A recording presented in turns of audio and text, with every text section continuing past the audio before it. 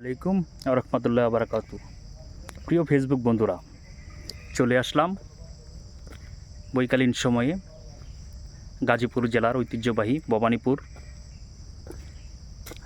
আমি যে রাস্তা দিয়ে হাঁটছি সেই রাস্তাটি হচ্ছে, আপনারা সকলেই জানেন, সেটি হচ্ছে ভবানীপুর দিয়ে, অর্থাৎ রাজেন্দ্র ইকো পার্কের যে রাস্তাটি, সেই রাস্তাটিতে আমি ভিডিও করতেছি। এই রাজেন্দ্র ইকো এবং অরণ্য বিলাস বলেন, আবার ফরেস্ট ইকো রিসোর্টের একই রাস্তা, অর্থাৎ ঢাকা ময়মনসিংহ হাইওয়ে থেকে পূর্ব দিকে যে রাস্তাটি গিয়েছে সেটি হচ্ছে রাজেন্দ্র ইকো এবং ফরেস্ট ইকো রিসোর্টের রাস্তাটি। এই রাস্তাটির কাজ চলমান। রাস্তাটি কিন্তু অনেক বড় করে, হয়তো পিচ ঢালাই রাস্তা হবে, দেখেই বোঝা যাচ্ছে। হ্যাঁ, আপনাদেরকে আমি দেখাচ্ছি।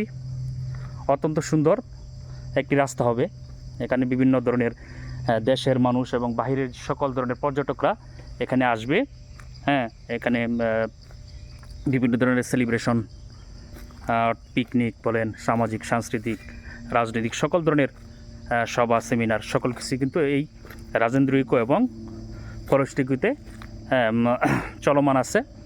তো এই জন্য এই রাস্তাটি হচ্ছে সবচেয়ে গুরুত্বপূর্ণ একটি রাস্তা।